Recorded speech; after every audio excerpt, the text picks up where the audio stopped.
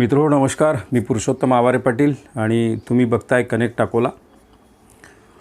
मित्रो, अकोला शहराचा अधिक उत्तम पद्धतीने विकास व्हावा असं प्रत्येकाला वाटते आणि असं वाटणाऱ्यांपैकी तुम्हीसुद्धा आहात याची मला खात्री आहे. एखादं शहर विकसित असते, एखादं शहर शिस्तबद्ध असते, तर याची काही जी प्रमुख काही लक्षणं असतात त्यात एक वाहतूक ही सुद्धा लक्षण असते, रहदारी हे सुद्धा एक प्रमुख लक्षण असतं, काही निकष असतात. मित्रो, दुर्दैवाने आपल्याला अकोलेकर म्हणून या अकोल्याच्या वाहतुकीची अत्यंत शरम वाटते, कारण अकोल्याच्या वाहतुकीला शिस्त नाही. अकोल्यात बाहेरून येणारी माणसंसुद्धा अनुभव सांगतात, जेव्हा आपल्याला बाहेर भेटतात तेव्हा त्यांच्याशी जेव्हा चर्चा आहे ते होते तेव्हा ते सांगतात की तुमच्या अकोलेकरांना ट्रॅफिक सेन्स नाही. हा ट्रॅफिक सेन्स बिघडवायचा असेल, ट्रॅफिकला नॉनसेन्स बनवायचं असेल तर त्याचं मोठ्या प्रमाणावर श्रेय दुर्दैवाने 90 ते 99% ॲटोधारकांना जाते. अकोल्यात ॲटो खूप आहेत, जवळपास अनधिकृत 10,000 ॲटो आहेत आणि अधिकृत आकडा 4-5 हजाराचा असेल की ज्यांची नोंदणी आहे, परंतु रात्रीच्या काळात दिवसभर चालणारे ॲटो जे आहेत ते 10-11 हजाराच्या वर आहेत. म्हातारी माणसं असो, बालकं असो, वृद्ध असो किंवा इतर बेसावध माणसं असो, हे त्या ॲटोच्या कचाट्यात कसे येतील, त्यांचा ॲक्सिडेंट ॲटोनी कसा होईल, अशा सगळ्या बातम्या आपण अधूनमधून ऐकत असतो, बघत असतो, त्या कानावरसुद्धा येतात. वाटेल तिथे रस्त्यामध्ये कोणी हात दिला की करकचून ब्रेक दाबायचा हे काम अकोल्याचे ॲटोचालक करतात. काही 2-5% सुज्ञ ॲटो चालक असतील, मी त्यांचं अभिनंदन करतो, परंतु इतर ॲटोचालकांचं काय?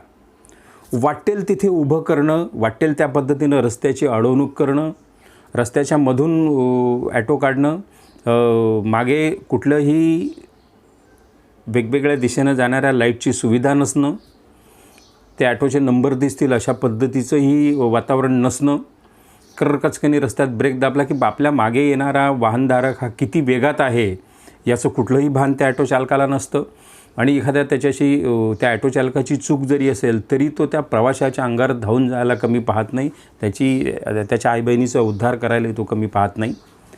मित्रो, हे वातावरण काही शहराच्या विकासाच्या दृष्टीने योग्य असते असं मला वाटत नाही.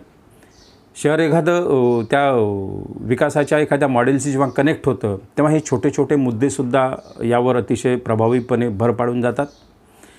हे अकोल्याचे ॲटो चालक असतील किंवा अकोल्याची रहदारी एकूणच जी आहे, जी ज्या पद्धतीने बेशिस्त झाली, मुजोर झाली आहे, त्याला केवळ तेच जबाबदार असं नाही, तर त्याला अकोल्याची रहदारी नियंत्रण यंत्रणासुद्धा तेवढीच जबाबदार आहे.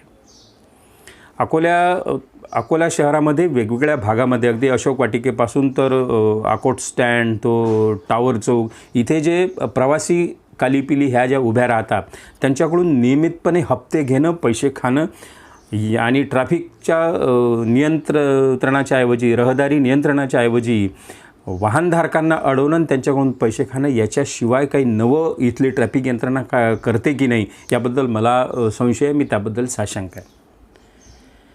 जबाबदार नागरिक म्हणून अनेकदा वर्तमानपत्रांनी ती भूमिका निभावलेली आहे. काही प्रवासी संघटना त्यांनीसुद्धा जिल्हा पोलीस यंत्रणेकडे ह्या सगळ्या तक्रारी केल्या आहेत, पण तरीही काही फरक पडत नाही. जोपर्यंत जिल्हा पोलीस अधीक्षक त्याच्याकडे सिरियसली लक्ष देत नाहीत तोपर्यंत ही यंत्रणा सुधरत नाही.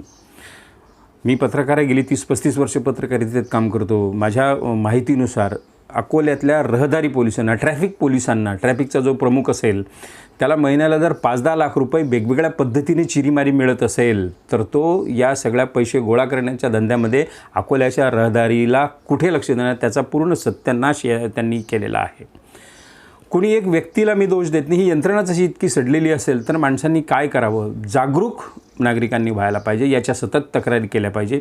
ट्रॅफिक पोलीस जिथे जिथे उभे राहतात आणि ते त्यांचं कर्तव्य करत नसेल तर आजकाल मोबाईल तुमच्याकडे आहे, त्याचे फोटो काढा, त्याचं चित्रण करा आणि सार्वजनिक ते करत चला. अशी मोहीम जर अकोलेकरांनी उघडली तर मला वाटते की मोठ्या प्रमाणावर फरक पडेल. ॲटो चालकसुद्धा कुठे बेशिस्त वागत असतील तर त्याचंसुद्धा व्हिडिओ चित्रण करा, त्याचे फोटो काढा आणि आपापल्या सोशल मीडियावर ते टाकायला सुरुवात करा. तरच विकासाच्या दृष्टीने बाहेरून येणाऱ्या माणसाला उत्तम अकोला दिसेल. बघा, लहान सहान गोष्टी येतात, छोट्या छोट्या गोष्टी असतात. एखाद्या माणसाला जर एखाद्या छोट्या गोष्टीतसुद्धा वाईट अनुभव आला, तर उद्या अकोल्यासारख्या ठिकाणी आपण बाहेरून गुंतवणूक करायची काय, तिथे आपल्या एखाद्या शोरूमची चेन सुरू करायची काय, याचा तो विचार करतो. आणि एक छोटा अनुभव त्याला वाईट आला तर अकोला शहर हे विकासापासून वंचित राहण्याची शक्यता अधिक आहे.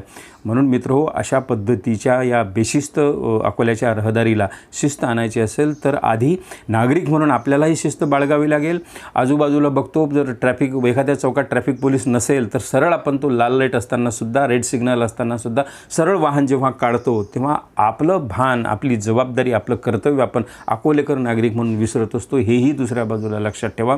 चला, या निमित्ताने आपण स्वतः दुरुस्त होऊया आणि इतरांनासुद्धा दुरुस्त करूया.